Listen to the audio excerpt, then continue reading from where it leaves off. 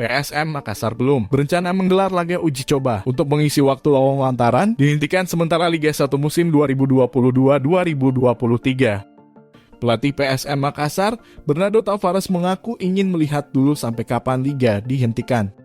Kita lihat saja dulu seberapa lama kompetisi berhenti. Untuk saat ini fokusnya kita latihan saja dulu, katanya saat ditemui tribuntimur.com di Stadion Kalgowa, Kabupaten Goa, Kamis 6 Oktober. Kasta tertinggi sepak bola Indonesia dihentikan sampai waktu tak ditentukan oleh PSSI.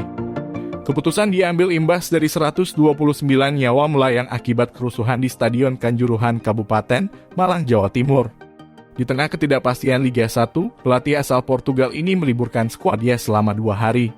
Juku Eja julukan PSM Makassar baru akan berlatih kembali pada Minggu 9 Oktober. Juru taktik 42 tahun ini tak memberikan materi latihan khusus kepada pemainnya selama libur.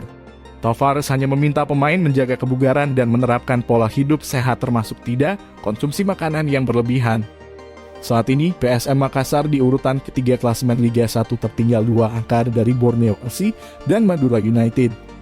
Laskar pinisi julukan lain PSM Makassar satu-satunya tim belum terkalahkan sejauh ini dan masuk bursa calon juara